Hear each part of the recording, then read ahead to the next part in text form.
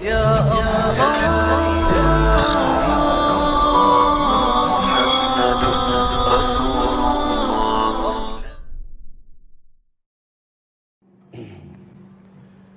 Assalamualaikum warahmatullahi wabarakatuh. Alhamdulillah, wassalatu wassalamu ala rasulillah sallallahu alaihi wasallam. Rabbi syrah li sadri wa yassir li amri wahlul 'uqdatam min lisani yafqahu qawli. Qala Allah subhanahu wa ta'ala, ya ayyuhalladzina amanu taqullaha haqqa tuqatih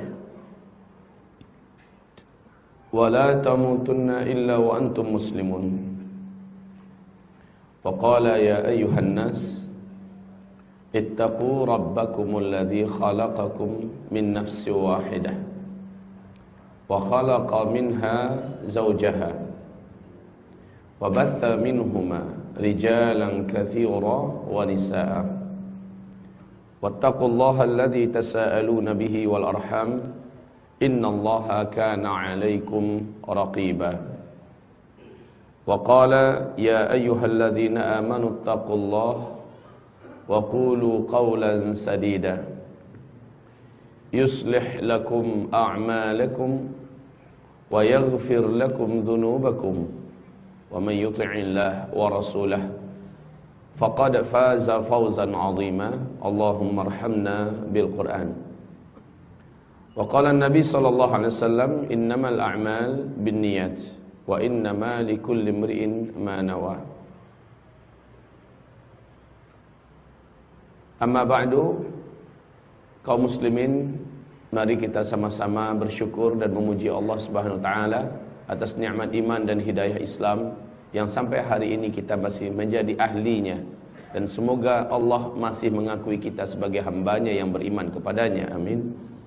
Kemudian salawat dan salam kita untuk Rasulullah Sayyidul Anbiya wal Mursalin Muhammad sallallahu alaihi wasallam. Bapak Ibu sekalian yang kami muliakan, mari kita luruskan niat untuk menimba ilmu di sini. Dari semenjak kita keluar dari rumah sampai kita mulai majelis ini, dan semoga sampai bubar, lalu kita hidupkan adab-adab majelis ilmu, sehingga tidak ada dalam majelis ilmu ini nanti senda gurau, permainan, hal-hal yang melalaikan dengan HP, chattingan dan segala macamnya. Semoga seluruh kita betul-betul di atas adab yang nyata. Ikhlaskan niatnya karena Allah, karena tidak adalah orang yang mampu mengimbangi orang-orang yang hari ini sedang berjihad kecuali orang-orang yang hari ini sedang menuntut ilmu karena Allah Subhanahu wa ta'ala. Tema yang diamanahkan kepada kami untuk kita bedah pada hari ini yaitu tema yang sebenarnya adem, ayem, tetapi juga bisa sensitif dan bisa mengundang keributan. Tergantung bagaimana cara kita membawakan tema ini secara ilmiah. Semoga hajat ilmu kita, keinginan kita untuk memiliki pemahaman yang lebih luas tidak terkotorkan, tidak ternodai oleh kepentingan-kepentingan kelompok dan hawa nafsu. Kaum muslimin, Taifah Al-Mansurah. Sebelum saya bahas Taifah Al-Mansurah ini apa dan siapa, terlebih dahulu saya akan membacakan kepada kita semua hadis yang diriwayatkan oleh At-Tirmidzi, Al-Hakim dan An-Nasa'i tentang terpecahnya umat Nabi kepada 73 golongan. Iftaraqatil yahud ala 71 firqatan, 70 firqah fin nar wa firqatun fil jannah. Yahudi terpecah menjadi 71 golongan. 70-nya di neraka semua, satu yang ke surga. Satu yang ke surga dari 71 ini, satu ini sah disebut firqatun najiyah. Jadi orang Yahudi punya firqah najiyah juga. Yang mana? Yang satu itu.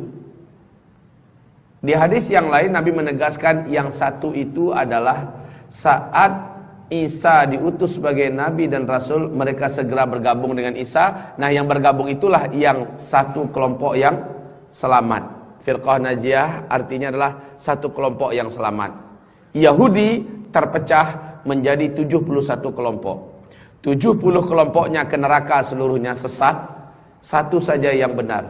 Mereka yang benar ini yang betul-betul berpegang erat dengan Taurat yang diturunkan Allah kepada Musa alaihissalam. Saat Isa membawa kitab baru yaitu Injil, mereka segera beriman dengan Isa. Kemudian mereka berpegang erat dengan apa yang ada pada Isa. Lalu setelah itu mereka pun menjadi pengikut Nabi Isa. Inilah satu kelompok Yahudi itu. Jadi dengan turunnya diutusnya Nabi yang membawa kitab baru, mereka melebur kepadanya. Ini dia.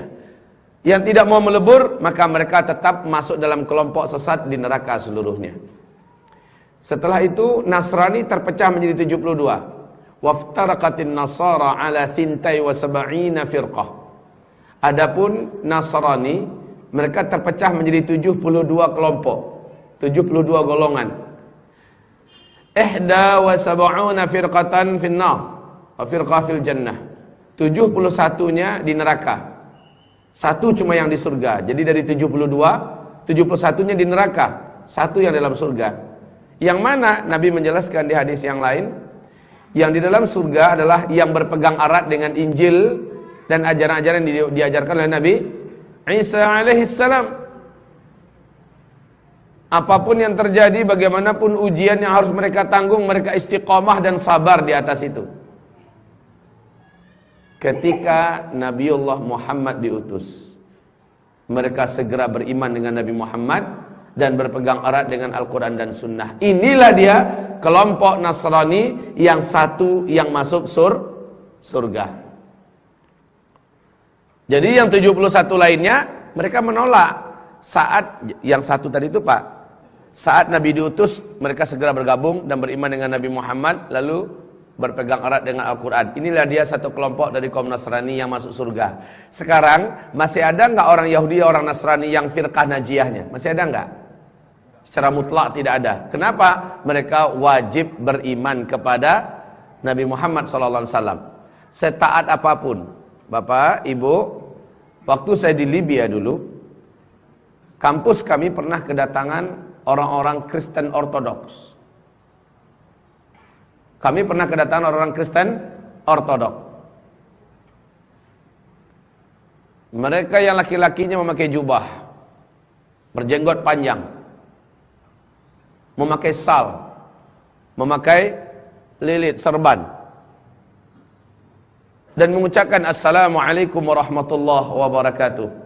Kami cukup menjawab dengan wa'alaikum. Mereka mengatakan, kenapakah kalian tidak sempurna menjawab kepada kami?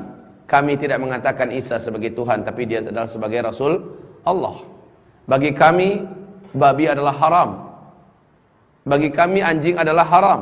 Semua kita mirip katanya. Kenapa tidak sempurnakan untuk kami Waalaikumsalam warahmatullahi wabarakatuh? Kami jawab, bagi kami kalian masih kafir. Selama kalian tidak menerima Nabi Muhammad sebagai Nabi dan Rasul dan kalian beriman kepadanya, selama itu kalian masih kafir. Berat mereka mendengarkan kata-kata kami ini, tapi karena mereka tamu, kita ajak mereka diskusi. Dan ini adalah di kampus kami, Pak. Jadi wanita-wanitanya seluruhnya berjilbab dalam, berjubah, mirip dengan kita kaum muslimin. Hanya bedanya mereka menggunakan salib di depannya. Ma'asyiral muslimin, hamba-hamba Allah yang kami muliakan, setaat apapun mereka, mereka tetap ahlul kitab yang tidak ada lagi firqah najiyahnya. Mereka tidak ada lagi firqah najiyahnya. Baik Yahudi sekarang, setaat apapun mereka di agama mereka, mereka tetap ahlul kitab yang di akhirat tidak akan pernah selamat selama-lamanya, kekal di neraka selama-lamanya. Begitu. Ibadallah, ma'asyiral muslimin, demikian juga Nasrani hari ini, setaat apapun. Tapi untuk mereka yang berpegang erat dengan ajaran murni yang ada di Taurat atau di Injil, mereka ahlul kitab yang muhsanah, wanitanya halal kita nikahi. Itu aja bedanya. Tapi kafir nggak statusnya? Tetap kafir. Masih ada nggak hitungan firqah najiyah dari kalangan Yahudi hari ini? La. Masih ada firqah najiyah dari kalangan Nasrani hari ini? La. Firqah najiyah, kelompok yang selamat itu sudah tidak ada. Kenapa? Menandakan ini adalah dari kelompok yang selamat, mereka serga beriman dengan Nabi Muhammad SAW. Dan ini Nabi langsung yang menegaskan. Baik, kaum muslimin yang kami muliakan, umatku terpecah menjadi 73 golongan. Waftaraqat ummati ala 73 firqatan. Adapun umatku, kata Nabi, mereka terpecah menjadi 73 golongan. Thintani wa sab'una finnar. 72 golongan kelompok finnar di dalam neraka. Wa firqatun fil jannah, dan satu golongan saja yang di dalam surga. Satu golongan saja yang di dalam surga. Baik. Kalau umat Nabi Musa ada batasannya, yaitu dengan terutusnya Isa alaihissalam. Baru ditandakan itulah yang, dan mereka bergabung dengan Isa, beriman dengan Injil, mengucapkan asyhadu an la ilaha illallah wa asyhadu anna Isa Rasulullah. Oke. Kalau Isa, firqatun najiyahnya adalah mereka berpegang erat dengan Al-Quran dan Sunnah. Kemudian dengan sunnah Nabi Isa, saat Nabi Muhammad diutus, segera mereka beriman dengan Nabi Muhammad dan mereka meninggalkan ajaran Nabi Isa. Ini baru firqatun najiyahnya Nasara. Lah kita firqatun najiyahnya umat Nabi Muhammad ini siapa? Kan nggak ada lagi nabi setelah Nabi Muhammad. La nabiyya ba'di, tidak ada lagi nabi setelah aku. Sementara Nabi mengatakan umatnya terpecah menjadi 73 kelompok, 73 golongan. 72-nya di neraka, satunya yang di surga. Terlalu banyak di mana-mana orang mengklaim ahlus sunnah wal jamaah, ahlus sunnah wal jamaah, ahlus sunnah wal jamaah. Apa pernah dalam hadis Nabi mengatakan ahlus sunnah wal jamaah? Kalau ada hadisnya di mana? Siapa perawinya, di kitab apa? Kalau ketemu Pak, ada hadisnya bahwa satu kelompok yang selamat itu namanya adalah ahlus sunnah wal jamaah. Matan hadisnya seperti itu. Saya berangkatkan umroh, dia pakai travel yang mewah Pak, bintang 5. Kalau ada yang menemukan hadisnya di kitab apa? Tetapi dalam hadis-hadis Nabi menyebutkan firqatun najiyah itu cirinya. Nah, Nabi menyebutkan cirinya. Di satu riwayat Nabi mengatakan mereka adalah, yang satu kelompok itu adalah ma ana alaihil yaum wa ashabi. Ini dia ya. Ma ana alaihil yaum wa ashabi. Ada whiteboard kita punya? Masya Allah. Uraian macam ini wajib ada whiteboard. Ada kita punya? Iya. Mesti ada. Masjid sebesar ini pasti punya cadangan, persiapan. Toh yang di atas bisa diturunkan ke bawah. Baik kaum muslimin, apa makna ma'ana alaihil yaum wa ashabi? Artinya adalah ma apa-apa, ana saya, alaihi yang di atasnya, al-yawm pada hari ini, wa ashabi dan juga sahabat-sahabatku ada di atasnya pada hari ini. Apa ini maksudnya ini? Di atasnya itu apa? Saya dan sahabat saya ada di atas itu hari ini.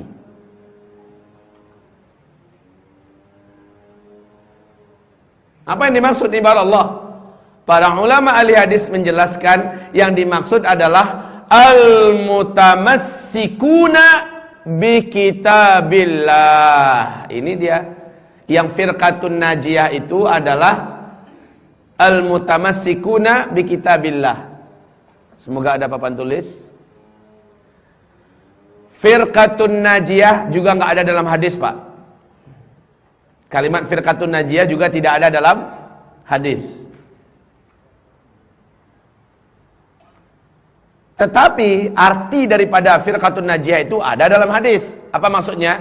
Firqah itu artinya kelompok, najiyah itu yang selamat. Selamat dari apa? Selamat dari kesesatan dan pasti masuk ke dalam surga. Gitu ya. Firqatun najiyah. Nabi mengatakan 73 umatku terpecah, 72-nya sesat masuk neraka, 1 yang selamat. Nah, kalimat 1 yang selamat, 1 kelompok yang selamat, selamat itu dari kesesatan dan dari neraka dalam bahasa Arab disebut dengan najiyah. Adapun kelompok bahasa Arab namanya firqah. Firqah najiyah. Kelompok yang selamat. Jadi ini yang pertama kaum muslimin, Nabi menjawab ma'ana alaihil yaum wa ashabi. Apa-apa yang aku dan para sahabatku ada di atasnya pada hari ini. Di atas apa Rasul dan para sahabatnya pada saat mereka hidup? Di atas Al-Quran, di atas tuntunan Al-Quran. Siapapun umat ini sampai hari kiamat mereka ada di atas tuntunan Al-Quran, maka mereka insya Allah termasuk dalam firqatun najiyah. Bukan hanya klaim Pak. Kalau klaim banyak, kami juga kelompok yang berpegang erat dengan Al-Quran dan Sunnah kok. Klaim. Tapi ketika mereka menyimpang dari Al-Quran, diluruskan, mereka ngamuk. Mereka marah. Dan mereka mengatakan jangan terlalu fanatik lah. Ini hanya bisa diamalkan di Arab, nggak bisa diamalkan di kita. Tentang masalah wanita-wanita yang berjilbab dalam, tentang masalah wanita laki-laki yang istiqomah melaksanakan sholat 5 waktu. Pokoknya sholat, walaupun di rumah juga tetap sholat katanya. Nah, ini bukanlah OTP orang-orang yang berpegang erat dengan kitabullah. Sebab apa?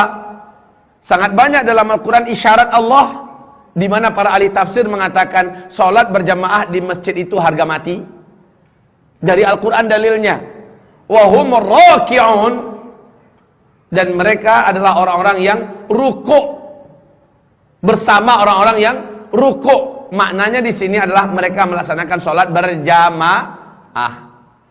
Dan adanya ungkapan-ungkapan masjid dalam Al-Quran itu maknanya mereka adalah orang-orang yang komitmen berjamaahnya di masjid. Anggaplah dulu di kelompok kita ini, di majelis ini ada orang yang ingkar sunnah. Ada orang yang ingkar sunnah, nggak mau terima hadis-hadis. Ini jelas-jelas nih sesat nih, termasuk dalam kelompok 72 yang sesat. Dengan ayat saja kita jelaskan kepada mereka ciri khas daripada firqatun najiyah itu, mereka sholatnya berjamaah di masjid. Begitu kesimpulannya. Dan seterusnya. Sudah sampai?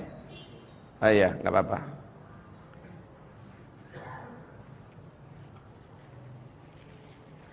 Di hadis yang lain, Nabi menjelaskan tentang firqatun najiyah ini dari Abu Daud.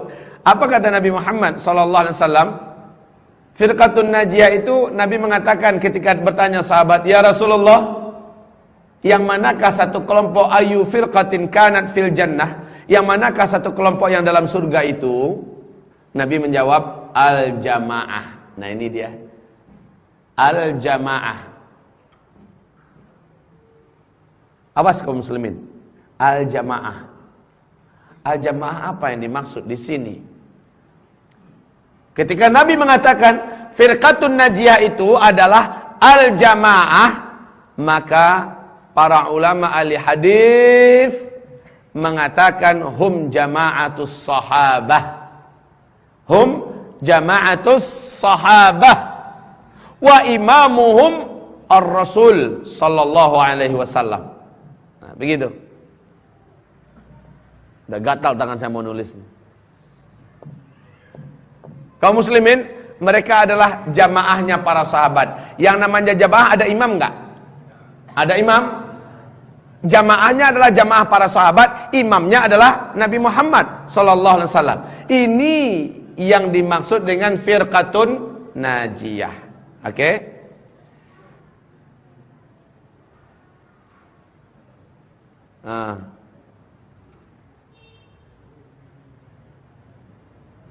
Inilah sifat asli manusia ya. Sudah bertahun-tahun saya berdampingan dengan Pak Rizal ini. Tapi sifat asli manusia, Bapak juga sama, ada kadang-kadang lupanya. Betul nggak? Ada kadang-kadang lupanya. Dan itu bisa dimaafkan. Bisa dimaafkan.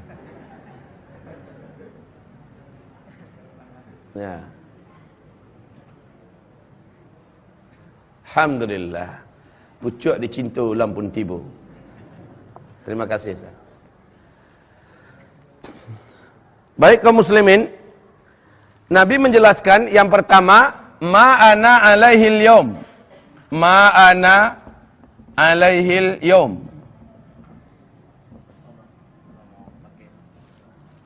Ma'ana alaihil yaum wa ashabi. Ma'ana alaihi al-yawma wa ashabi. Apa-apa yang saya ada di atasnya pada hari ini dan juga para sahabat-sahabat saya. Di atas apa Rasul pada hari itu dan para sahabatnya? Di atas panduan dan bimbingan kitabullah. Ya, kitabullah. Itu yang pertama. Yang kedua, Nabi menjawab as-sahabah, al-jamaah. Al-jamaah. Siapa yang dimaksud dengan firqatun najiyah? Nabi menjawab dengan satu jawaban, al-jamaah.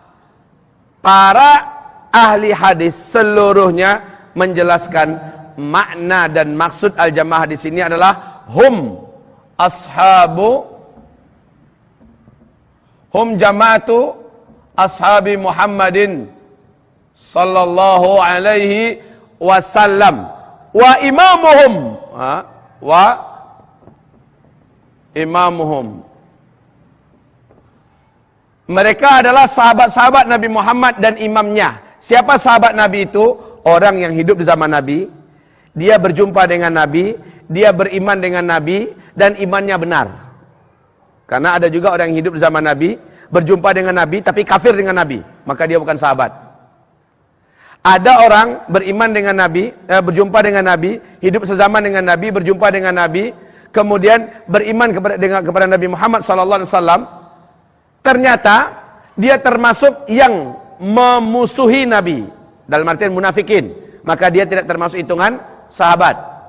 Berarti hitungan sahabat adalah orang yang hidup semasa dengan Nabi, berjumpa dengan Nabi, kemudian beriman dengan Nabi, menjadi pengikut setia Nabi dan berperang membela agama Nabi bersama Nabi Muhammad SAW. Baik, mereka lah yang disebut dengan al-jamaah.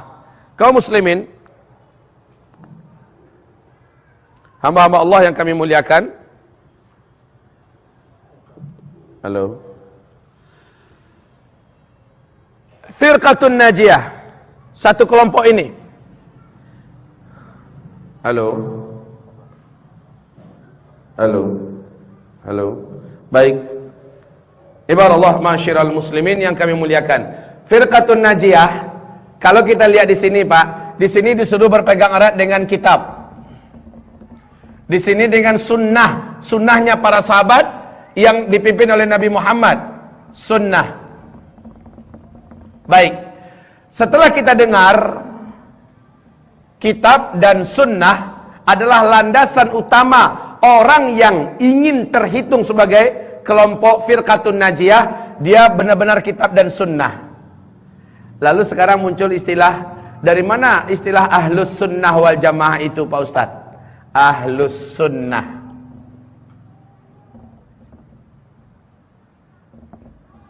Wal jamaah. Kaum muslimin yang kami muliakan, Syekh As-Sindi menjelaskan istilah ini ahlus sunnah berarti yang berpegang erat dengan sunnah Nabi Muhammad sallallahu alaihi wasallam. Kemudian wal jamaah berarti kepada para jamaah sahabat. Ini kepada Rasul langsung, ar-Rasul, dan ini kepada para as-sahabu Rasul sallallahu alaihi wasallam. Ada dalilnya enggak? Kalau begitu maksudnya ada. Dalilnya di mana? Langsung Al-Qur'an dalilnya. Surat apa? At-Taubah. Ayat berapa? Ayat 100. Buka sekarang.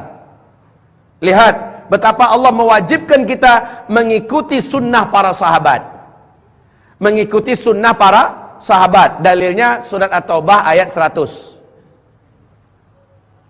Was-sabiqunal awwaluna minal muhajirin wal ansar walladzina tabauhum bi ihsan radhiyallahu anhum wa radu an wa a'adda lahum jannatin tajri tahtaha al-anhar khalidina fiha abada dzalikal fawzul azim.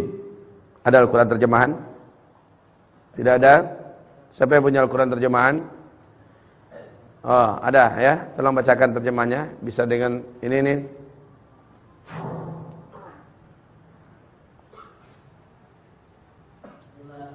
Ini membantah orang-orang yang mengatakan kita hanya wajib ikut Rasul, sahabat nggak wajib ikut. Nah, dengan ini kita pastikan Allah sendiri memerintahkan kita ikut para sahabat. Silakan.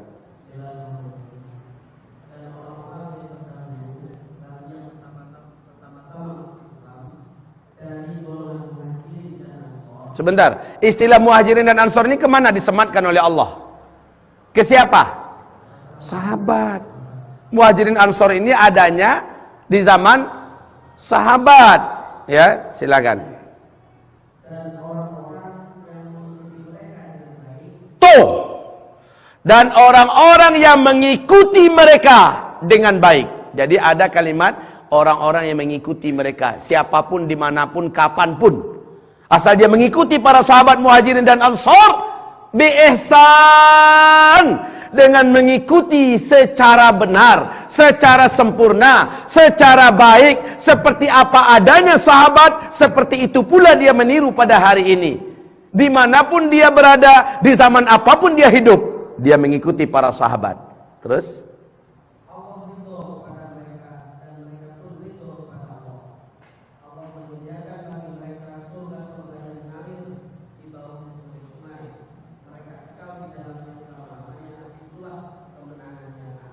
Allah ridha kepada Abu Bakar, Allah ridha kepada Umar, Allah ridha kepada Uthman, Allah ridha kepada Ali, Allah ridha kepada Khalid bin Walid, Allah ridha kepada Sa'ad bin Abi Waqqas, Allah ridha kepada Mus'ab bin Umair, Allah ridha kepada Abu Hurairah, Allah ridha kepada Abdullah bin Abbas, Allah ridha kepada Abdullah bin Mas'ud, Allah ridha kepada Anas bin Malik, Allah ridha kepada siapapun sahabat-sahabat, Allah ridha kepada mereka semua.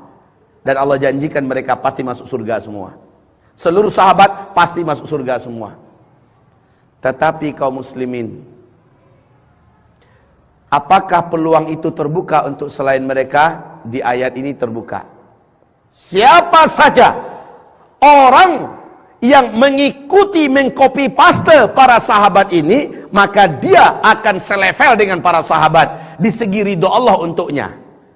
Di segi jaminan janji Allah bahwa orang ini pasti masuk surga, seperti Allah telah menjamin para sahabat pasti masuk surga, persis dalam ayat itu. Dan ini tidak dapat dibantah oleh siapapun. Pernah saya sampaikan dalam khutbah Jumat, ya, seorang ustaz ketika kami mengadakan pertemuan tentang bagaimana cara menyatukan barisan kaum muslimin di Sumatera Barat, seorang ustaz bertanya, Ustaz Zul, maksudnya saya, dia panggil ke saya, Ustaz, saya bertanya satu. Oh, saya lihat ini seorang ustaz da'i.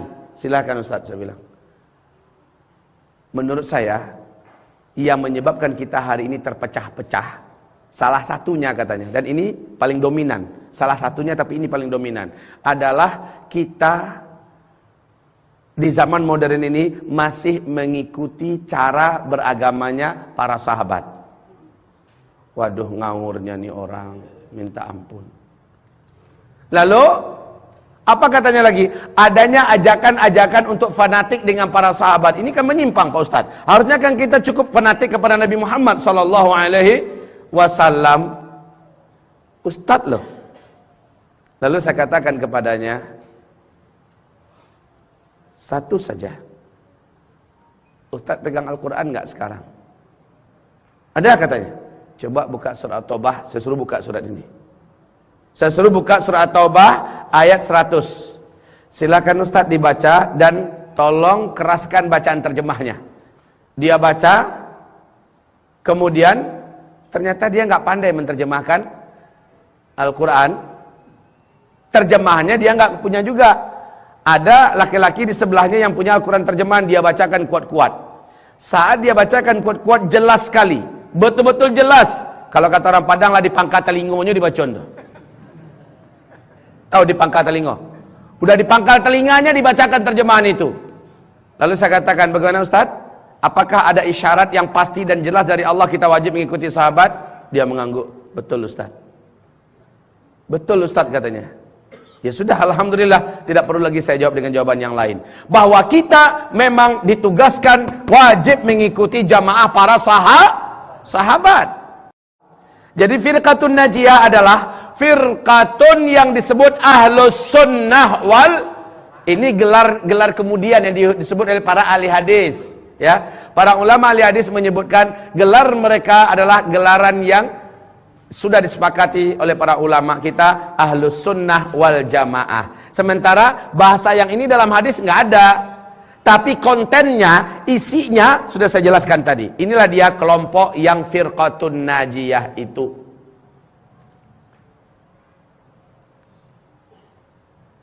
Cuma mereka punya ciri khas. Kelompok firqatun najiyah ini. Ciri khas ini perlu saya sampaikan kepada Bapak Ibu. Apa ciri khas mereka?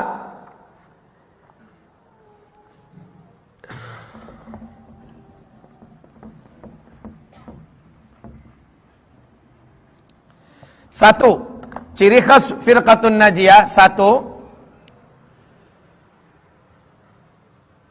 ya'maluna bis sunnah iftarakahan nas. Ini yang pertama. Ya'maluna bis sunnah idh tarakahan nas. Apa artinya? Mereka mengamalkan sunnah Nabi saat umat Nabi sudah banyak yang meninggalkannya. Ya, sudah banyak umat Nabi yang meninggalkan dan dia yang mengamalkan. Sunnah Nabi itu banyak, Pak, bukan hanya jenggot saja.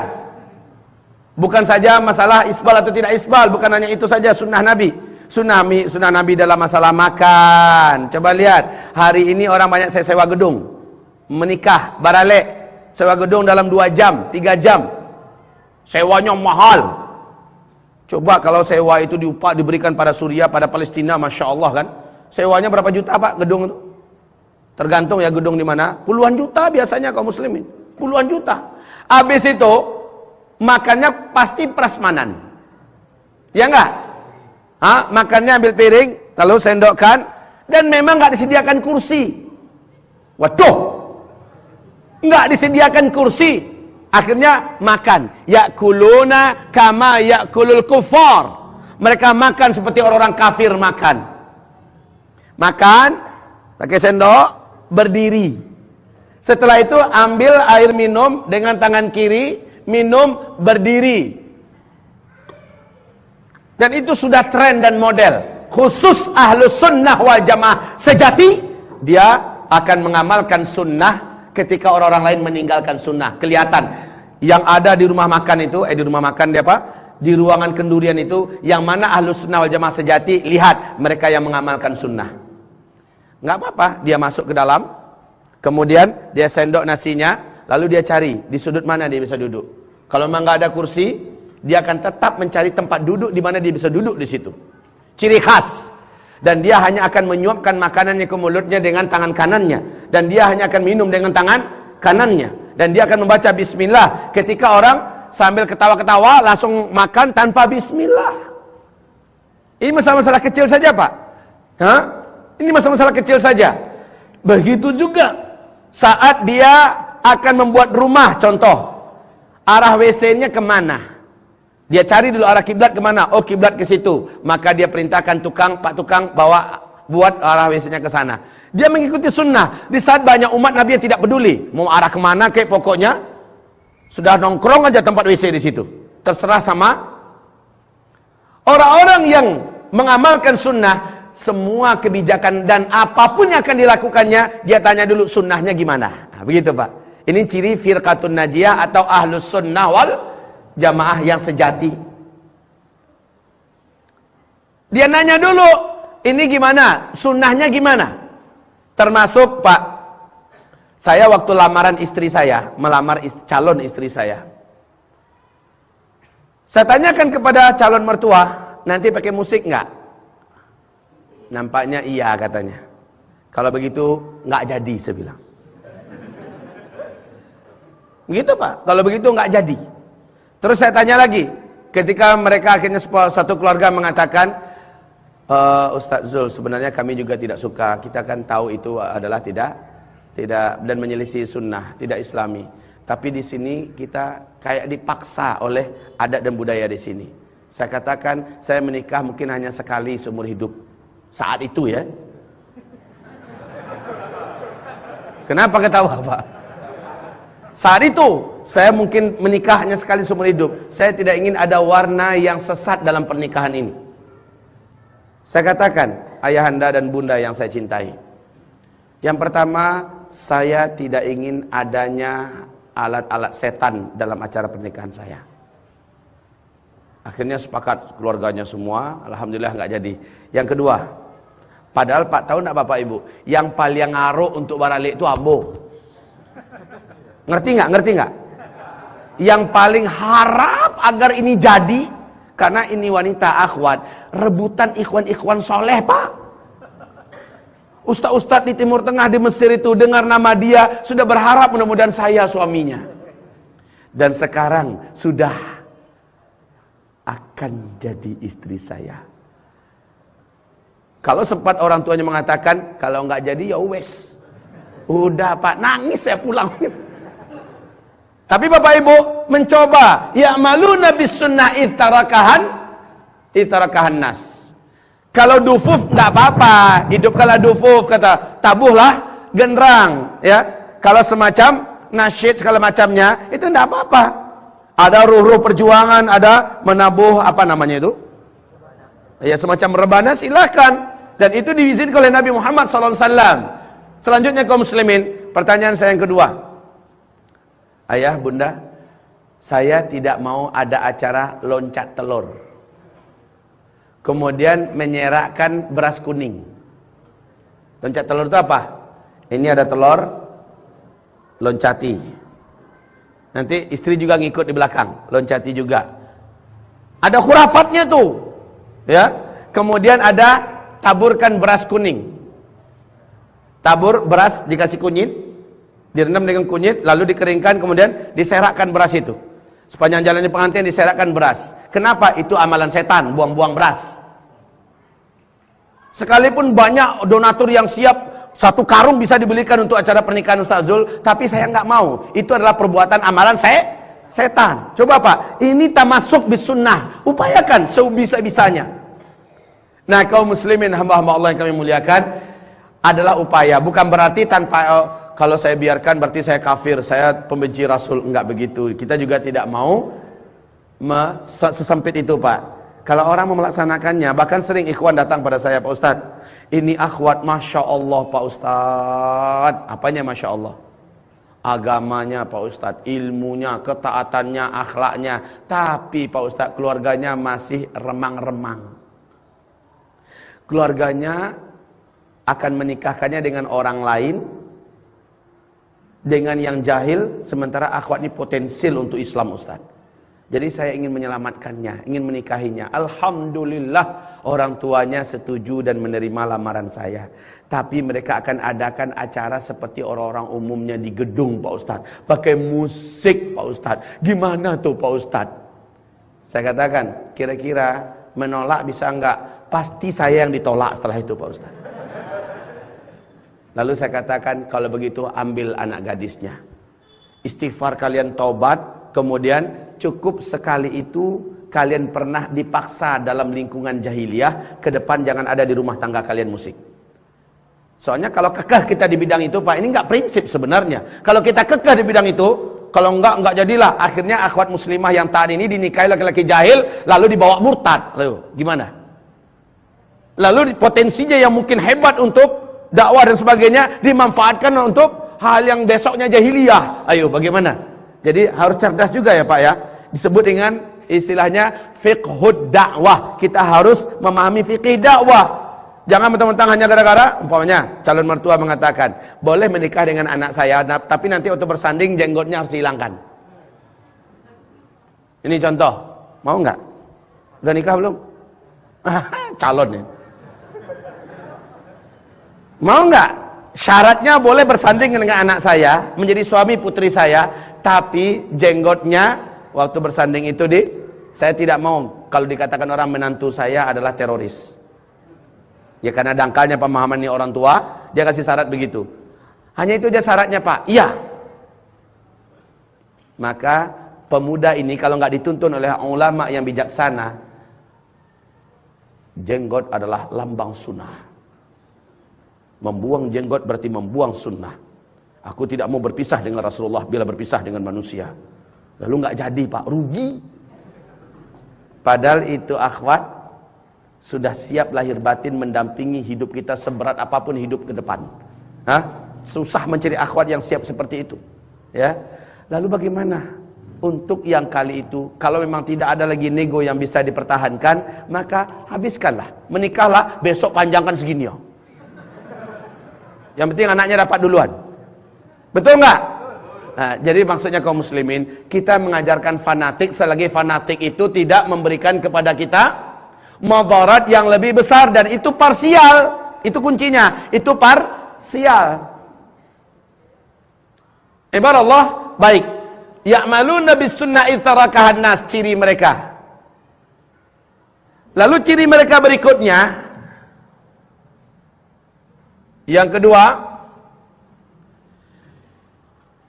mereka hidup dalam keadaan ghurbah. Apa itu ghurbah? Dan mereka sabar di atas ghurbah. Ada yang tahu ghurbah? Ya, ghurbah. Apalagi di zaman sekarang Pak, mereka rela hidup dianggap asing. Untuk zaman sekarang, bada al-islamu ghariban wa sayaudu ghariban kama bada fatuba lil ghuraba. Islam mula-mula datang, dia dianggap ajaran yang asing dan dianggap asing oleh masyarakat sekitarnya. Kaum muslimin yang baru-baru memeluk Islam di Mekah, awal-awal Islam dizahirkan, betul-betul diasingkan. Dan nanti di akhir zaman, orang yang kembali berpegang erat dengan Al-Quran dan Sunnah akan menjadi asing kembali. Lalu mereka bersiteguh, mereka akan kekuh, mereka akan istiqomah, sabar, walaupun mereka diasingkan dan bahkan dibuang dari kampung halamannya, dicampakkan oleh keluarganya. Maka mereka-merekalah umatku yang beruntung. Kata Nabi Muhammad SAW, merekalah yang disebut dengan ahlus sunnah wal jamaah sejati. Ini maaf-maaf, kita sekarang ini melihat penzaliman yang entah terencana atau tanpa direncanakan. Umat Islam menzalimi umat Islam sendiri. Kenapa? Yang ini dia mempunyai ciri khas pakaian, mempunyai ciri khas amalan yang lengkap dalilnya, jelas kitabnya, panduannya, bahkan Imam Syafi'i juga mengajarkan demikian. Sementara kelompok ini, yang satu ini, dan mereka mayoritas, mereka menganggap itu tidak ada. Atau dianggapnya yang ini adalah ciri khas Wahabi, ada pada dia.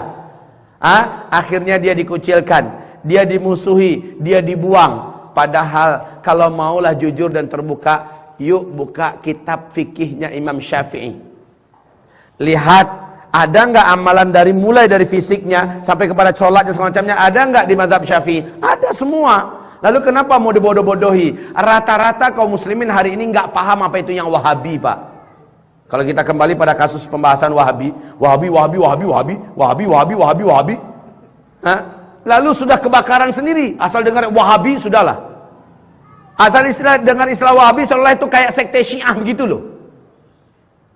Saya juga benci dengan Wahabi. Tapi Wahabi yang pernah saya uraikan dalam khutbah, mungkin sudah menyebar beberapa ceramah saya pada tangan Bapak Ibu semua ya. Wahabi yang hadir di Afrika yaitu adalah Abdul Wahab bin Abdurrahman Al-Afriqi yang digelari dengan Al-Wahabi ya, gelar ajarannya. Dia inilah yang mengkafirkan semua kelompok di luar dia, menyesatkan semua kelompok di luar dia, menghalalkan darah dan harta semua kelompok di luar dia. Sementara Syekh Muhammad bin Abdul Wahab yang ada di Arab Saudi, yang menjelaskan dan mencerahkan pemahaman umat, dinobatkan oleh para ulama ahlus sunnah wal jamaah, dia adalah mujaddid abad itu. Dan ini abad ke-18 kaum muslimin. Beliau bukan yang pantas disematkan gelar Wahabi itu kepada beliau. Saat saya duduk-duduk dengan Syekh Tengku Zulkarnain, sekretarisnya Sekjen Yamui, beliau menjelaskan banyak amalan-amalan yang dijelaskan oleh para ulama-ulama, bahkan oleh Syekh Muhammad bin Abdul Wahab itu sendiri. Amalan itu diamalkan oleh saudara kita yang ada di NU. Setidak-tidaknya beliau merekomendasikan, tidak masalah. Lalu yang disandarkan dan disematkan oleh kelompok-kelompok Syiah untuk membentur-bentur NU dengan Muhammadiyah, NU dengan Salafi dan sebagainya dengan alasan Wahabi, penyematan yang salah. Bukan Syekh Muhammad bin Abdul Wahab, tapi Abdul Wahab bin Abdurrahman Al-Afriqi. Paham sekarang Bapak Ibu? Cuman dia menyematkannya seolah itu Arab Saudi orangnya. Ulama Arab Saudi itu Wahabi semua. Kalau begitu Wahabi gimana memang? Kafir? Halal darahnya? Ngapain datang ke situ, ke Mekah, ke Madinah? Kalau memang iya. Ngapain pergi haji ke sana kaum muslimin? Kenapa Allah mengamanahkan Mekah di situ? Madinah di situ yang Nabi mendoakan sampai akhir zaman, negerinya, penduduknya. Masa iya menjadi manusia yang sesat? Kan cara berpikirnya sudah dikotori oleh orang Syiah, Pak. Saya menyalahkan Syiahnya. Saya menyalahkan Syiahnya. Sebab apa? Istilah Wahabi ini sengaja dibangkit-bangkitkan kembali oleh kaum Syiah. Baik, kita kembali kaum muslimin. Ghurbah, mereka menjadi asing. Memang asing. Coba aja Bapak, waktu kendurian di gedung, Bapak makan, Bapak duduk, orang lain berdiri. Asing nggak Bapak? Asing, Pak. Pasti Bapak asing. Kemarin saya datang, abang saya yang paling tua mengundang salah seorang, mengundang saya dan keluarga saya, ya ada adiknya, kami diundangnya untuk acara pernikahan keluarga jauhnya yang ada di dekat kota Padang. Saya datang, bela-belain datang Pak, bawa istri, bawa anak, istri saya bercadar semua, dan anak-anak saya ikut. Sampai di situ ternyata bunyi musiknya dundang dundung dundang dundung dundang dundung dundang dundung. Aduh, saya bilang, waduh, pada musik. Saya putar mobil saya di depan, ini kan tenda besarnya itu. Nah, saya putar, langsung saya di stop oleh abang saya. Kemana katanya? Selama di sini ada musik, selama itu saya tidak akan pernah mau turun dan saya pulang balik ke Payakumbuh, saya bilang. Katanya, matikan musik, matikan. Oh. Mati Pak. Jadi begitu. Nah, dalam hal ini saya tahu bahwa ini kapasitas saya untuk melawan. Saya punya hak untuk tidak datang. Itu saja. Padahal saya sudah bela-belain, saya tunjukkan saya datang, menandakan ada itikad baik. Tapi karena ada musik dan saya betul-betul benci habis dengan musik. Kaum muslimin, saat itu ada. Apa kata istri saya? Waduh dah, ada musik. Santai aja, kita sekarang nggak jadi acara ini, kita main-main dan lari-lari, mandi-mandi di pantai dengan anak-anak. Kan tepat itu Pak, acara itu tepat di tepi pantai. Alhamdulillah musik dimatikan, sampai kami pulang musiknya mati. Ternyata musiknya mati, orang hidup aja semua. Acara berjalan saja, kenapa harus ada musik? Salah satu ciri khas akhir zaman ini, umat ini sudah gandrung dan tergila-gila dengan musik, seolah nggak sah pernikahan itu tanpa ada musik. Bahkan sampai ada yang tega mengatakan kalau nggak ada musik bisa kodoh berhenti pada sana. Nggak paham kan? Saya terjemahkan Pak. Kalau nggak ada acara kendurian besok ini, kalau nggak ada musik-musiknya, putus kita bersaudara. Ya Allah ya Rabbi. Ghurbah memang. Kalau kami mengadakan Pak, berapa adik saya dan keluarga saya menikah, sepi sunyi saja. Yang ada hanyalah muratal Quran. Itu pun kita suruh mereka untuk mendengarkan. Sambil mereka makan, dengarkan sebentar muratal Quran.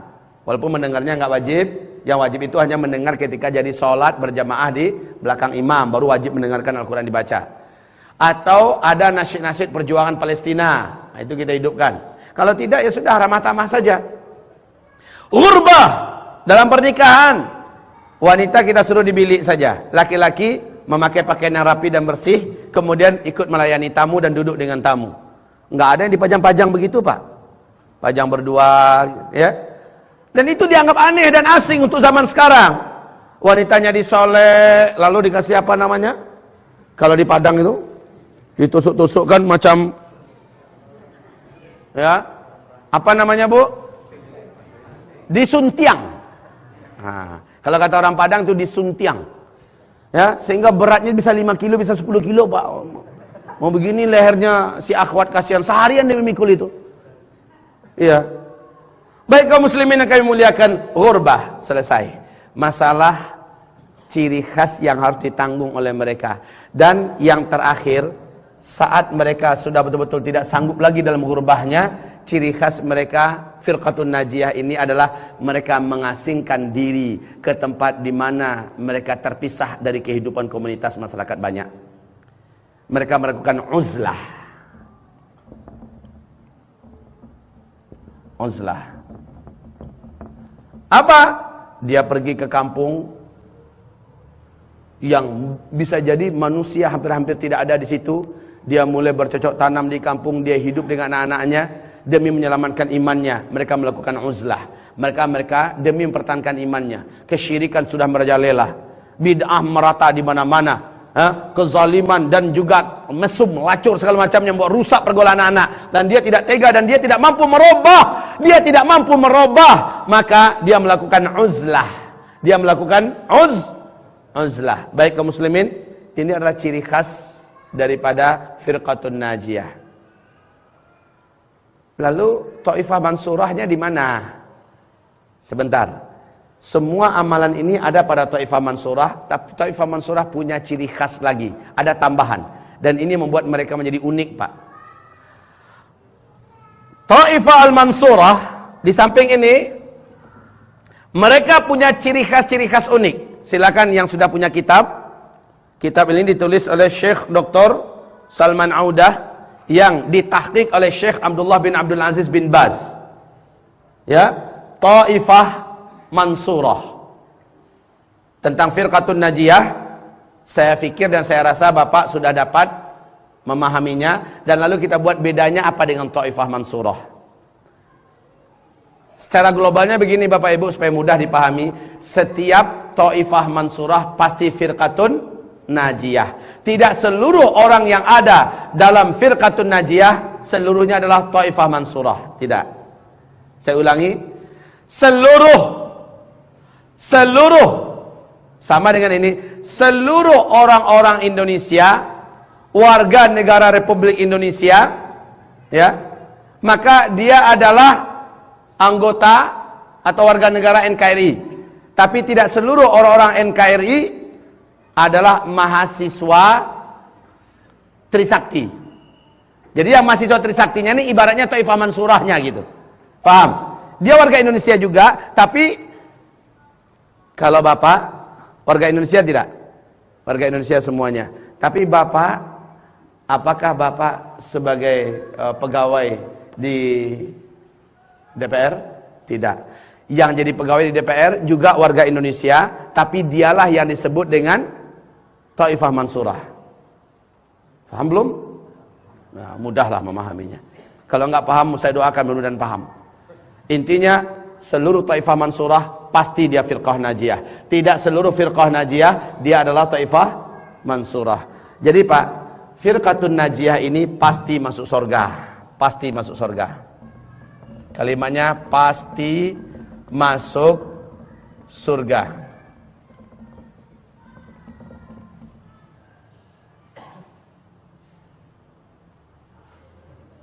Tapi Taifah Mansurah bukan lagi pasti masuk surga, bukan hanya di akhirat. Mereka rata-rata kalau firqatun najiyah untuk zaman sekarang rata-rata jadi pecundang.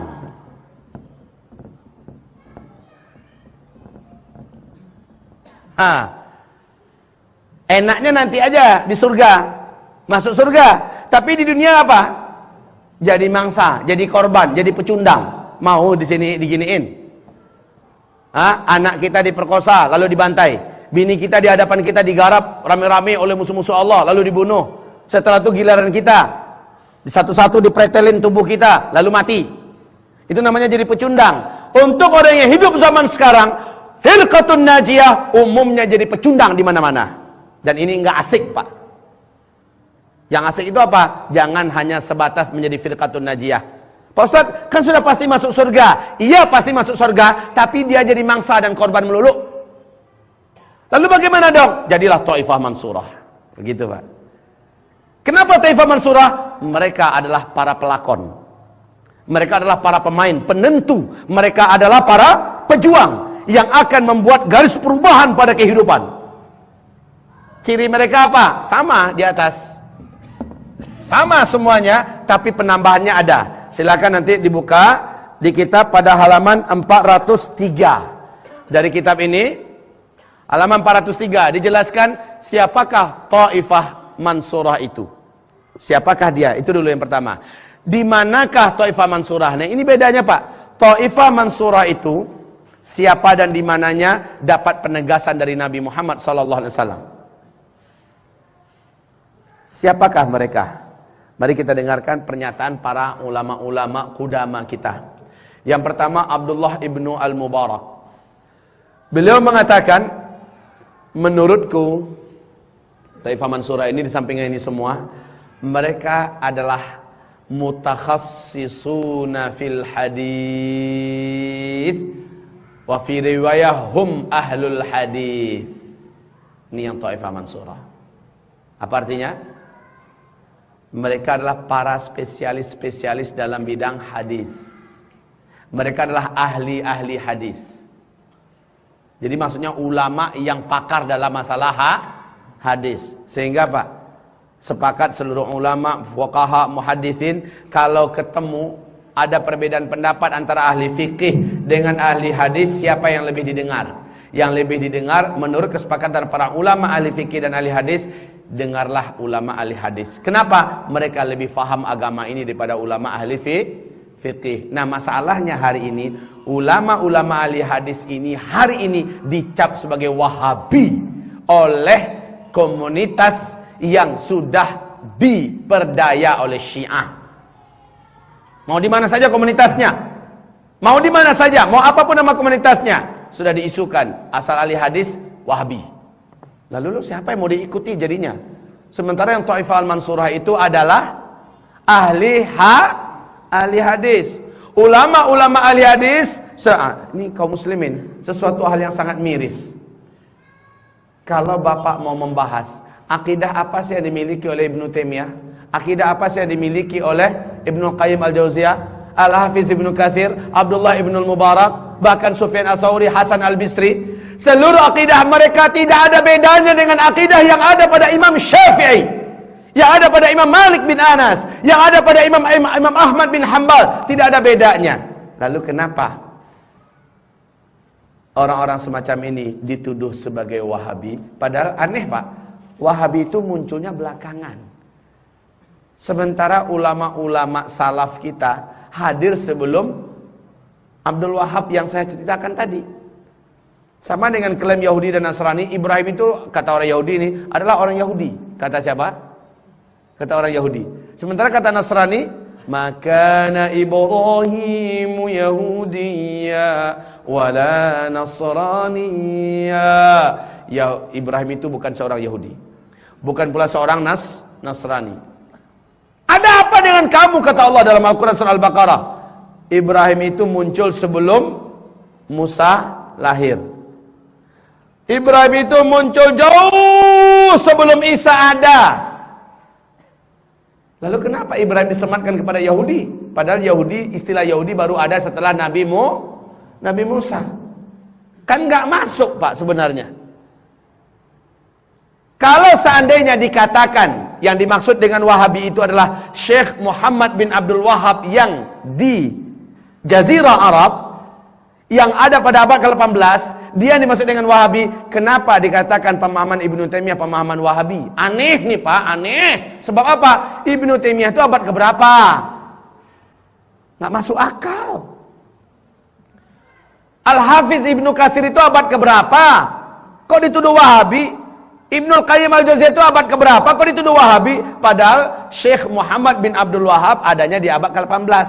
Sementara yang itu adanya di abad 9, abad 10. Kan aneh ya Pak ya? Nah, kaum muslimin, inilah dia upaya Syiah mempelintir-pelintir sejarah, dan mereka ahli dalam masalah ini. Coba kalau Syiah berani ketemu dengan ahli hadis, ditelanjangi mereka bulat-bulat dan mentah-mentah oleh ahli hadis Pak. Syiah itu paling takut dengan pakar dan ahli-ahli hadis. Makanya Taifah Mansurah itu apa artinya, akhi Sufyan? Artinya arti Taifah Mansurah itu adalah kelompok yang pasti menang dan selalu ditolong oleh Allah. Kalau yang firqatun najiyah pasti selamat dan tidak akan masuk neraka. Tapi kalau Taifah Mansurah bukan hanya selamat dan tidak masuk neraka, tapi mereka di dunia menang terus. Asik enggak? Mereka menjadi Taifah yang selalu ditolong oleh Allah. Dan Rasulullah bersabda dalam hal ini. Coba lihat halaman 404. Apa sabda Rasulullah sallallahu alaihi wasallam? La tazalu taifah. Senantiasa ada taifah, satu golongan. Min ummati 'alal haqqi zahirin. Selalu ada di antara umatku di atas kebenaran, mereka unggul hatta taqumas saah, sampai kiamat. Siapa yang dimaksud? Maka apa kata Imam Ahmad bin Hanbal, imamnya para ahli hadis? Beliau mengatakan, kalau bukan mereka ahlul hadis, siapa lagi? Siapa? Masyiral muslimin. Jadi mereka adalah ulama ahlul hadis. Lalu Ustaz, bagaimana dengan kami? Berarti kami nggak bisa masuk dong, kan harus jadi ulama dulu. Sebentar. Ternyata cukup kita berittiba kepada ulama-ulama ahli hadis. Setia bersama ulama-ulama ahli hadis, insyaallah kita dapat terhitung bergabung dalam Taifah Al-Mansurah. Istiqomah di situ, setia bersama mereka, menimba ilmu dengan mereka, rujuk dalam perkara agama kepada mereka, maka kita terhitung dalam Taifah Al-Mansurah. Bukan hanya sekedar selamat tapi di dunia kita selalu unggul, Pak. Di dunia kita akan selalu menang. Jadi kaum muslimin, yang pasti itulah ahlul hadis. Ini dia. Selanjutnya ibarat Allah yang kami muliakan. Yang kedua siapa lagi? Mereka disebut oleh Rasulullah SAW, Taifah Al-Mansurah itu adalah ahlul jihad. Lihat di halaman 408. Sabda Nabi, la tazalu zahiratun hatta yuqatila akhiruha al-masih ad-dajjal.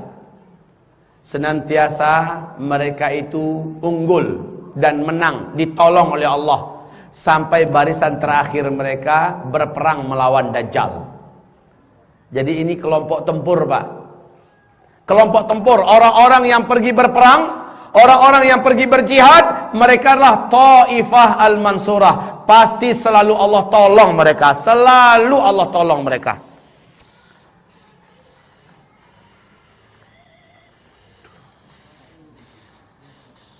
Siapa punya nih?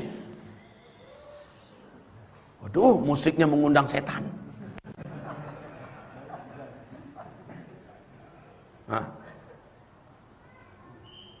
Baik kaum muslimin.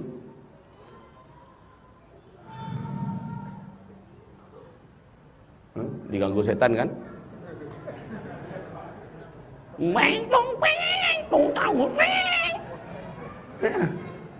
Coba, ini tobat nasuhala yang punya musik itu ganti, Pak. Sekedar itu saya tinggal ganti saja, robahlah dengan tangan kamu. Itu kan sesuatu yang tidak patut ada di HP seorang muslim. Musik rock atau musik apa tadi itu? Ya. Baik kaum muslimin, kita lanjut. Bahwa kelompok Taifah Al-Mansurah itu mereka adalah ahlul jihad. La tazalu isabah min ummati yuqatiluna 'alal haqq. La yadurruhum man khadalahum wala man nawa'ahum hatta taqumas sa'ah. Di hadis yang lain, hatta yuqatila akhiruhumul masih ad-dajjal.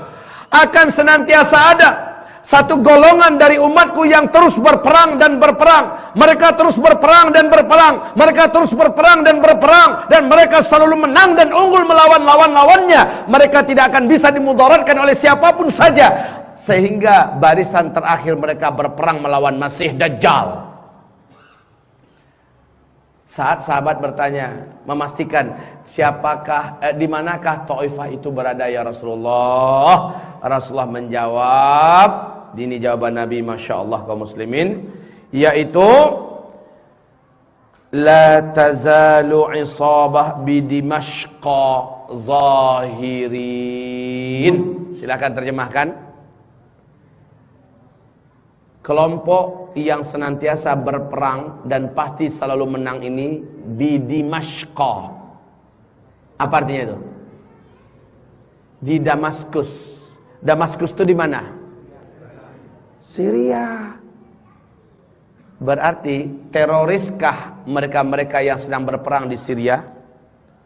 Teroriskah mereka?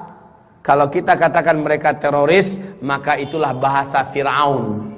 Fir'aun berkata kepada rakyatnya bahwa Musa itu adalah teroris. Ini pernyataan Fir'aun. Padahal yang membantai rakyat Musa apa Fir'aun? Ternyata yang mengatakan Musa itu adalah teroris adalah Fir'aun. Begitulah Amerika hari ini, PBB pada hari ini.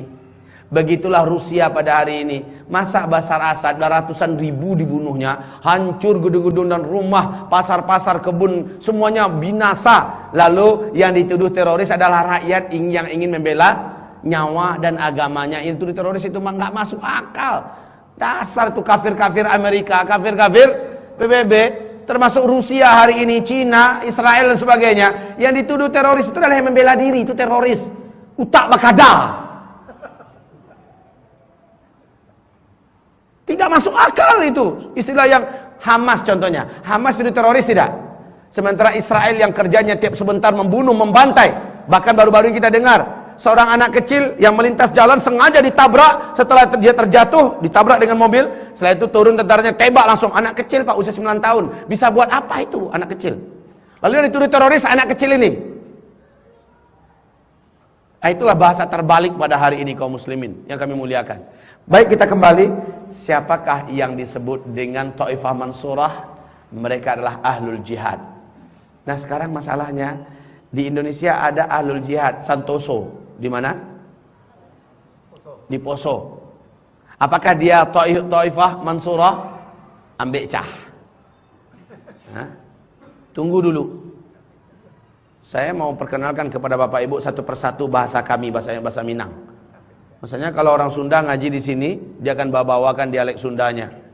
Lalu Indonesia menjadi akrab dengan dialek Sunda. Ada agimnya, ya kan?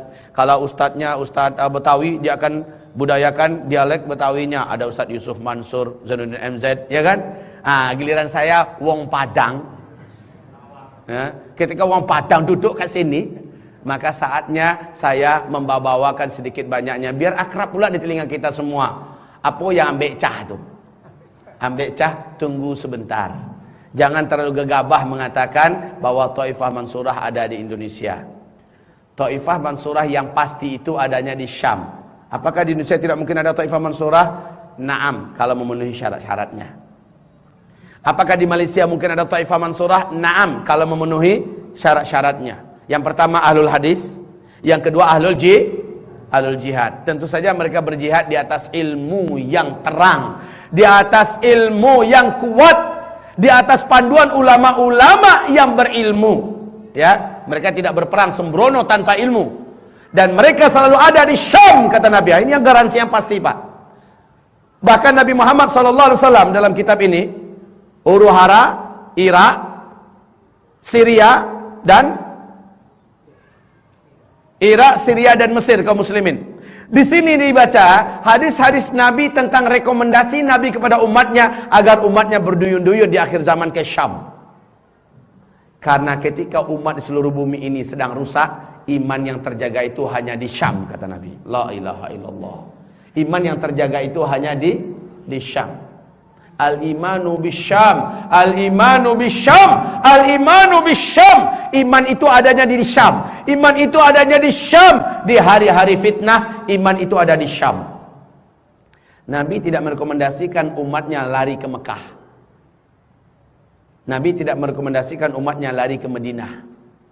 Di masa-masa fitnah, larilah ke Syam. Iman itu ada di Syam. Tapi pada akhirnya, ketika Syam mulai dikuasai oleh orang beriman, Makkah dan Madinah akan kembali menjadi negeri iman.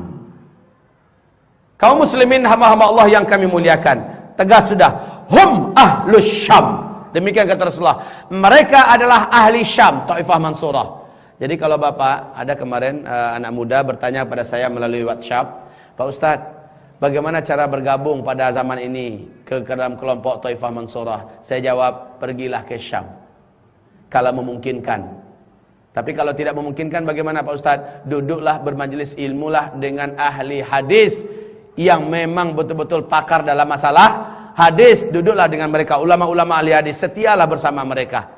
Maka engkau juga berada dalam kelompok Taifah Al-Mansurah. Sederhana sekali, simple.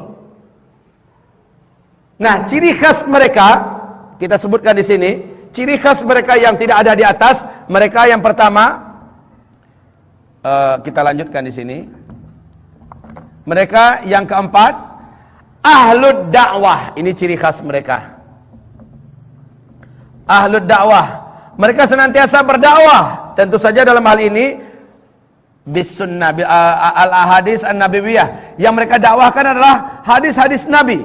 Lah hadis Nabi itu kan sangat banyak kaum muslimin. Ada hadis Nabi tentang ibadah, ada hadis Nabi tentang muamalah, ada hadis Nabi tentang wala, tentang bara, tentang akidah, tentang ada hadis Nabi tentang perang, ada hadis, pokoknya semua ada hadis Nabi mereka dakwahkan, dan tentu saja mereka sama dengan di atas, mereka amalkan. Ini kelebihan Taifah Mansurah adalah mereka kekeh dalam dakwah, tegar dalam dakwah, tidak pernah berhenti berdakwah. Bapak mungkin tidak ahli dalam hadis, tapi duduk dengan para ulama ahli hadis, Bapak dampingi dia, Bapak menguasai IT umpamanya, maka Bapak gunakan laman website tersendiri, Bapak buka fanpage tersendiri dan sebagainya, lalu dengan itu Bapak mendukung dakwah ahli hadis ini, sehingga menyebarlah perkara ilmu ini kepada seluruh umat Islam yang mengerti bahasa yang Bapak pakai. Nah, ini juga termasuk ahli dakwah ini. Sementara Bapak dalam panduan ulama ahli hadis. Begitu. Setelah itu, yang kelima, mereka adalah ahlul jihad. Mereka adalah ahlul jihad. Untuk pastinya, yang pasti dalam rekomendasi hadis, mereka di Syam. Mereka di Syam. Ternyata kita temukan hadis yang disahihkan oleh Syekh Ahmad Asy-Syakir, mereka ada di Syam dan mereka ada di Yaman. Bahkan Nabi mengatakan, aku mencium dan aku merasakan rahmat Allah ada di tanah ini. Maksudnya dimaksud tanah ini adalah Yaman. Lihat dalam hadis ini kaum muslimin, Nabi mengatakan dan mengisyaratkan kepada tanah Yaman tentang bahwa di sini adalah tanah yang dirahmati oleh Allah. Makanya kata Rasul, kalau kalian tidak bisa pergi ke Syam, maka berangkatlah kalian ke Yaman. Kalau mau menuntut ilmu, maka tuntutlah ilmu di negeri Syam. Jika tidak mampu, tuntutlah ilmu di negeri Yaman. Di masa kapan? Di masa-masa fitnah merajalela di muka bumi. Lalu kapan kami diperintahkan untuk ke Hijaz, Pak Ustadz? Mekah, Madinah diperintahkan ketika Hijaz telah dipimpin kembali oleh ahli-ahli iman. Dan alhamdulillah kaum muslimin, untuk saat ini saya pribadi, ulama-ulama ahlus sunnah Asia Tenggara, ulama-ulama ahlus sunnah di Afrika, ulama-ulama ahlus sunnah wal jamaah yang ada di Eropa, yang ada di sebelah Rusia, mereka sepakat mengatakan Arab Saudi semenjak dipimpin oleh Salman sekarang, dia sudah menjadi negeri ahlus sunnah wal jamaah sejati kembali. Maka kalau mau hijrah ke sana pantas dan patut. Ya tapi tidak segampang itu kan. Tapi minta maaf, kalau sebelumnya bagaimana? Mereka adalah antek-antek Yahudi. Mereka adalah antek-antek Amerika, PBB, dan saya benci habis dengan Saudi sebelum itu. Sekarang untuk saat ini saya sepakat dengan ulama-ulama ahlu sunnah yang mengirimkan surat-surat mereka. Termasuk kemarin Pak, pertemuan seluruh ulama seluruh dunia, di mana mereka memfatwakan wajib mendukung Turki ketika Turki terjadi permusuhan yang tegang dengan Rusia, wajib dukung Turki. Kemudian seluruh umat Islam sedunia wajib membantu para mujahidin yang ada hari ini di Suriah selain ISIS. Itu. Dan Arab Saudi komandan tertinggi dalam masalah ini. Ini pengakuan para ulama-ulama dunia pada hari ini tentang Arab Saudi. Kalau dulu Pak, waduh, mbalelo, lempem, bahkan cenderung menjadi anak buah Amerika, cenderung menjadi ujung tombak Israel. Sekarang beda. Kita kembali ibarat Allah yang kami muliakan. Ahlul jihad, manakah yang paling tinggi posisinya di antara mereka semua? Jelas Taifah Al-Mansurah. Jelas mereka para pemain. Kalau ibarat penonton itu biasanya ngabisin duit aja. Ya enggak, beli tiket, beli tiket untuk masuk ke pokoknya ada pertandingan antara Italia melawan Liga Inggris umpama ya. Lalu beli tiket untuk ke sana, PP, belum lagi tiket masuk, belum lagi sewa hotel semacamnya. Ngeluarin terus jadi pecundang terus. Tapi kalau pemain semuanya dibayarin, Pak. Ya kan? Semuanya dibayarin. Udahlah candu lah, sudahlah keinginan tersalurkan, duit dapat. Semacam siapa namanya pemain sepak bola itu? Ronaldo, hafal kan? Ronaldo itu orang terkaya nomor 3 dari seluruh atletis di muka bumi ini. Di dunia. Candu bolanya dapat. Semua peralatannya berlomba-lomba perusahaan besar untuk mensupportnya. Uang sakunya dikasih, hotelnya digratiskan, semuanya dibayarin. Masya Allah. Dan dapat duit lagi. Ahlul jihad atau Taifah Mansurah, mereka diperlakukan begitu oleh Allah Subhanahu wa taala. Maksudnya apa? Dia adalah para pemain. Para pemain ini gajinya tinggi, Pak.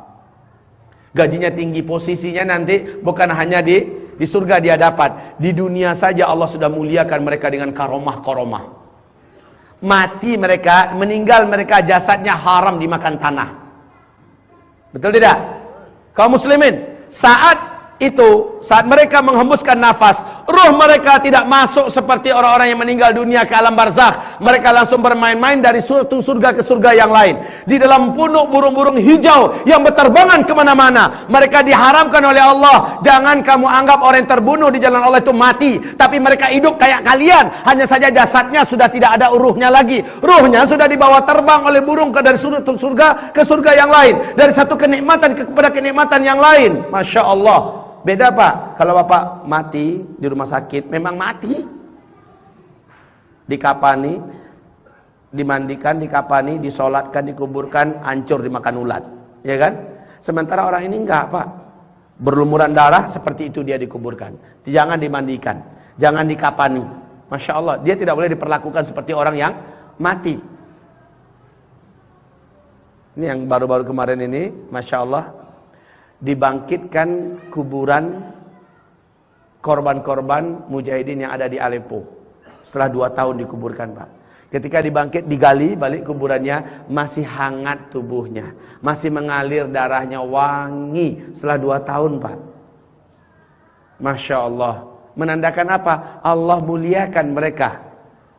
Jadi kemuliaannya nggak perlu nunggu sampai di akhirat mereka di surga tertinggi. Tidak. Di dunia saja sudah Allah muliakan mereka. Inilah para mujahidin yang hari ini yang pasti-pasti ada di Syam. Yang pasti-pasti ada di Yaman. Mereka adalah Taifah Mansurah. Ahli hadis yang hari ini ada di Yaman. Ahli hadis yang hari ini ada di Saudi. Ahli hadis yang hari ini ada di Sudan. Ahli hadis yang hari ini ada di Mali. Ahli hadis yang hari ini ada di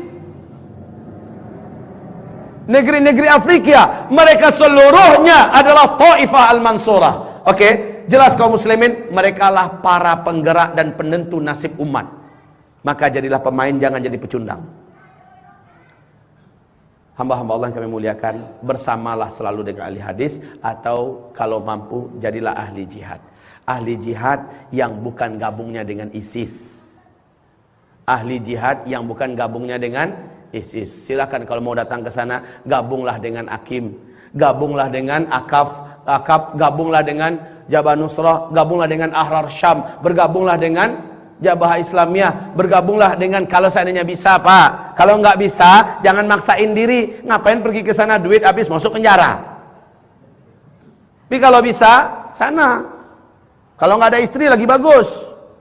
Jadi kaum muslimin yang kami muliakan, saya mengatakan ini karena seluruh ulama dunia sudah sepakat mengatakan wajib hukumnya bagi seluruh pemuda-pemudi, laki-laki, wanita di bumi ini yang muslim membela dan membantu saudaranya yang ada di Suriah. Apalagi setelah ekspansi terang-terangan dari Rusia saat ini, Iran, Cina, Israel, Vietnam, Kamboja dan sebagainya, mereka bergabung bersatu ke Suriah pada hari ini. Nah, kaum muslimin, merekalah yang disebut dengan mereka senantiasa menang sampai hari kiamat. Jadi yakinlah mujahidin tidak akan pernah kalah.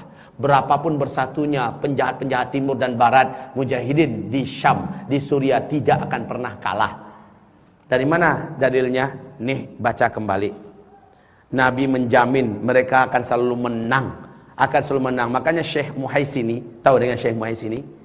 Salah seorang ulama Arab Saudi yang ikut bertempur, bahkan menjadi mufti besar mujahidin untuk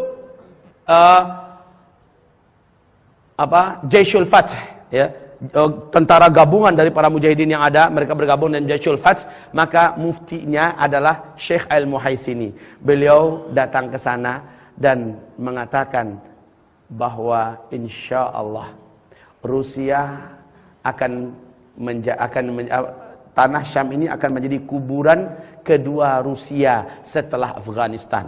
Jika mereka dulu telah hancur lebur oleh para mujahidin di Afghanistan, maka kehancuran mereka di Syam ini akan jauh lebih dahsyat. Kenapa? Di negeri Syam dijamin oleh Nabi Muhammad SAW, malaikat-malaikat mengembangkan sayap-sayap mereka di negeri Syam.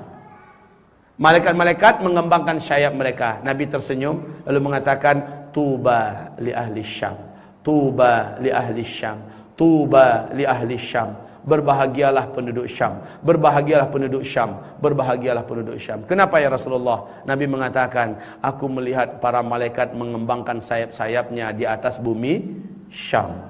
Beruntunglah mereka. Makanya sebaik-baik manusia di bumi adalah manusia yang datang ke Syam dan bergabung di Syam. Secelaka-celaka manusia adalah yang meninggalkan negeri Syam. Dalam hal ini Syekh Muhaisini berpesan kepada rakyat Syam, jangan pergi, jangan pergi, jangan pergi. Kenapa? Nabi mengatakan manusia terburuk adalah manusia yang keluar meninggalkan Syam. Manusia yang terbaik adalah manusia yang datang masuk ke negeri Syam. Begitu kaum muslimin. Baik, saya cukupkan sampai di sini. Silakan kalau ada diskusi di antara kita, saya akan coba menjawab sebatas yang saya dapat, yang saya bisa. Cukup ya? Demikian saja, kita istighfar kepada Allah Subhanahu wa taala. Yang benar adalah Allah dan Rasulnya, yang salah adalah saya dan saya. Kepada Allah saya mohon ampun dan minta maaf. Kepada saudara kami, nastaghfiruka ya rabbana wa natubu ilaik. Kita baca doa kafaratul majlis. Subhanakallahumma wa bihamdika asyhadu an la ilaha illa anta astaghfiruka wa atubu ilaik. Wassalamualaikum warahmatullahi wabarakatuh.